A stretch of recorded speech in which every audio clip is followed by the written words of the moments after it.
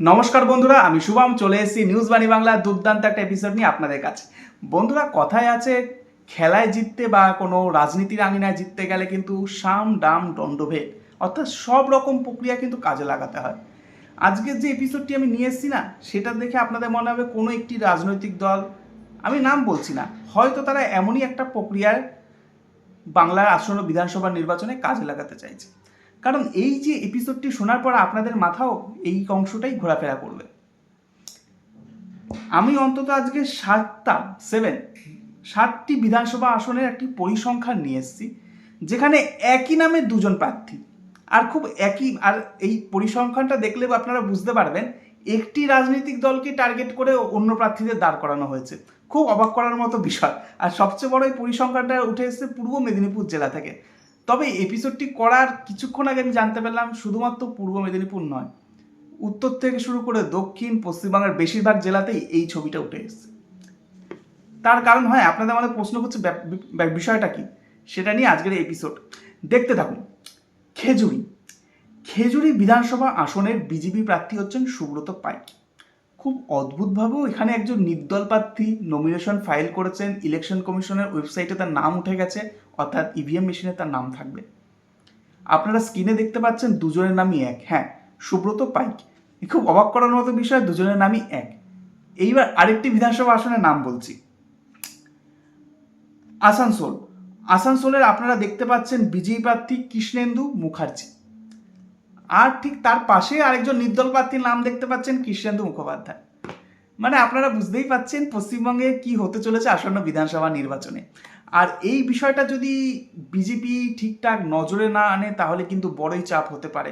আমি আজ বললাম আপনাদের 60টি বিধানসভা আসনের নাম আমি বলবো, এখন অবধি আমি দুটো বলেছি, আর দুটোতে যদি আপনারা দেখেন প্রায় প্রার্থীদের, বিজেপি প্রার্থীর নাম আর নির্দল প্রার্থীর নাম হুবহু এক। এবার আপনারা বলতে পারেন তাতে কি হচ্ছে, প্রতীক তো আলাদা, কিন্তু একটা কথা মাথায় রাখবেন, আপনারা এই ভিডিও স্মার্টফোনে দেখছেন, ইউটিউবে দেখছেন বা ডিভাইসে দেখছেন, এখনও প্রত্যন্ত বহু গ্রাম রয়েছে যারা কিন্তু মানে সঠিক এই বিষয়ে তথ্য বা আপডেট কিন্তু থাকে না সেখানকার মানুষরা।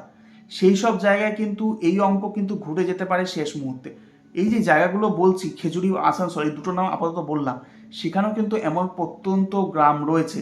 ফলে নির্দল প্রার্থীও যদি লাস্ট মুহূর্তে 100 থেকে 150 ভোট কেটে নেয়, আর প্রথম আর দ্বিতীয় দলের তফাৎ যদি এই 100 থেকে 150 ভোটের মধ্যে থাকে, তাহলে কিন্তু শেষে হাত কামড়ানোর মতো পরিস্থিতি ছাড়া আর কিছু থাকবে না। চলে গেলাম পরের আসন, তমলুকে বিজেপি প্রার্থীর নাম হরে কৃষ্ণ বেরা। খুব অদ্ভুতভাবে একই নামের আরেকজন নির্দল প্রার্থী নমিনেশন ফাইল করেছে, তার নামও এক। এই মুহূর্তে আপনারা সেটা স্ক্রিনে দেখতে পাচ্ছেন। চলে গেলাম পরের আসন রামনগর, সে পূর্ব মেদিনীপুর। এখানকার বিজেপি প্রার্থীর নাম চন্দ্রশেখর। এখানেও কিন্তু একই নামে আরেকজন নির্দল প্রার্থী। আমি বলছি না আজকের এপিসোড বড়ই মজার, কারণ এখানে বিজেপি প্রার্থীদের নাম বলবো, ঠিক একই নামে অদ্ভুতভাবে নমিনেশন ফাইল করেছেন আরেকজন। এইবার এই কারা এদের দিয়ে নমিনেশন ফাইল করাচ্ছে, হ্যাঁ আপনারা ঠিকই আন্দাজ করতে পারছেন কারা এদের দিয়ে নমিনেশন ফাইল করাচ্ছে, আর বিজেপি প্রার্থীদের নামের সঙ্গে হুবহু কি করে এদের মিল হচ্ছে। আমি তো শুনে অবাক হয়েছি, আর বাহবা দেব তাদের যারা ঠিক একই নামের ক্যান্ডিডেটও খুঁজে পেয়েছে পশ্চিমবঙ্গের বিভিন্ন জায়গা থেকে। এখন অব্দি আমি 4টি জায়গার নাম বললাম, খেজুরি, আসানসোল, রামনগর এবং তমলুক। এরপরে বাকি জায়গাগুলো আছে না, সেগুলো তো চমকে ভরা, আর সবচেয়ে চমকে ভরা একটি আসন আমি রেখে দিয়েছি, যেটা আজকে আপনাদের বলবো। আমি যেটা একটু আগে আপনাদের বললাম, বিজেপি যদি এখনো সময় থাকতে এই জায়গাটা সতর্ক না হয় বা কোনো পদক্ষেপ না করে বলা যেতে পারে, তাহলে কিন্তু আসন্ন বিধানসভা নির্বাচনে বড়ই চাপ হতে পারে। আমি আবারও বলছি, যে আসনগুলো বলছি ভালো করে খেয়াল করুন, এই আসনগুলোতে কিন্তু অনেক এমন প্রত্যন্ত গ্রামাঞ্চল রয়েছে যেখানকার মানুষ কিন্তু অতটা আপডেটেড নন। এখানে কিন্তু অনেক সময় প্রতীকও অন্তত মানে সেখানকার মানুষ অতটা স্পষ্টভাবে ধারণা নেই, প্রার্থীর নামই তাদের কাছে মানে সব কিছু হয়তো এসছে, প্রার্থীর নামই তারা জানেন। এই সময় যদি তারা একই নামে দুজন দেখেন, অনেক সময় অনেক ক্ষেত্রে কিন্তু গোলকধাঁধা হয়ে যেতে পারে। 100 থেকে 150, আমি খুব কম করে বললাম, 50টি ধরে নিলাম, 50টি, এই ক্ষেত্রে কিন্তু সমস্যা হয়ে যেতে পারে। কারণটা আমি বলছি, 2021 সালে শেষ বিধানসভা নির্বাচনে অন্তত 60টি বিধানসভা আসনে বিজেপি এবং তৃণমূলের যে জেতার মার্জিন ছিল 1000। ফলে বুঝতেই পাচ্ছেন এই রকম কোনো একটা আসনে যদি শেষ মুহূর্তে 500, 600, 150 ভোটের ব্যবধানে যদি কোনো দল জিতে যায়, আর যদি দেখে তার না যে হেরে গেছে তার নামে একজন নির্দল প্রার্থী এরকম 100 ভোট কেটে নিয়েছে, 50 ভোট কেটে নিয়েছে, তাহলে তার হাত কামড়ানো ছাড়া কী রয়েছে লাস্ট মুহূর্তে? এরকম ডামি প্রার্থী যদি ভোট কেটে নেয়, অন্তত আমি 4টি আসনের নাম বললাম যেখানে আপনারা বিজেপি প্রার্থীর নাম এবং নির্দল প্রার্থীর নাম হুবহু এক পেয়েছে।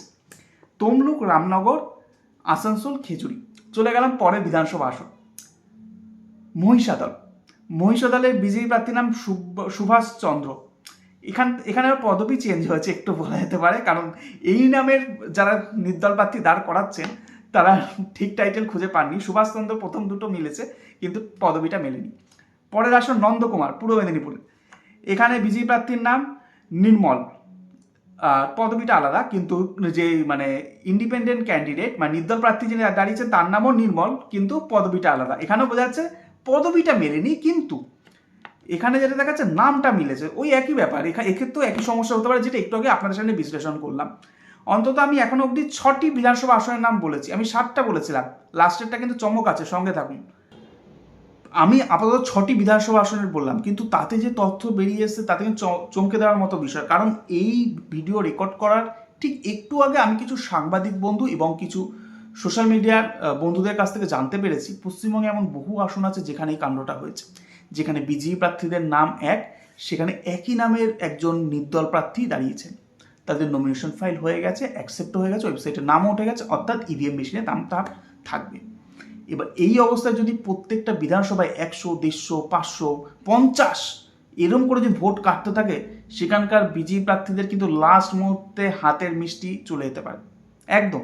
যেখানে টাফ ফাইট হবে সেখানে যদি এরম প্রার্থী দাঁড়াতে থাকে, আমি জানি না বিজেপি নেতৃত্বের নজরে আদৌ বিষয়টি এসেছে কিনা এবং তারা কোনো পদক্ষেপ নিয়েছে কিনা, কারণ তারা প্রকাশ্যে এখনো কিছু বলেনি। কিন্তু এই জিনিস যদি চলতে থাকে, কিন্তু আসন্ন বিধানসভা নির্বাচনের লড়াই কিন্তু অত্যন্ত মানে চাপের হতে চলেছে, এটা কিন্তু বলা যেতে পারে। চলে গেলাম পরের আসন, যেটা আমি একটি বিধানসভা আসন আপনাদের জন্য বলেছিলাম যে চমক আছে, সেটি কোনটা বলুন তো? চমকে দেওয়ার মতো বিষয়, নন্দীগ্রাম। আগে হ্যাঁ ঠিক শুনলেন, চমকে উঠলেন অনেকে। নন্দীগ্রাম, যেখানে শুভেন্দু অধিকারী বিজেপি প্রার্থী হয়ে দাঁড়িয়েছেন, খুব চমকে যাবে। আপনারা এই মুহূর্তে স্ক্রিনে দেখতে পাচ্ছেন সেখানে একজন নির্দল প্রার্থী ও শুভেন্দু অধিকারী।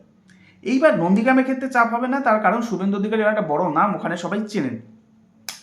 তবে তবুও কিছু শতাংশ ভোট নিশ্চয়ই মানে নির্দল কাটবে, কারণ এটা রাজনীতির ফিগারে হয়ে থাকা কিছু শতাংশ ভোট চলে যায় নির্দলে। অনেকে ভুলবশত ক্লিক করে থাকেন বা অনেকে জেনে শুনে করে থাকেন, এটা আমি জানি না স্পষ্ট, কিন্তু হয়ে থাকে এটা।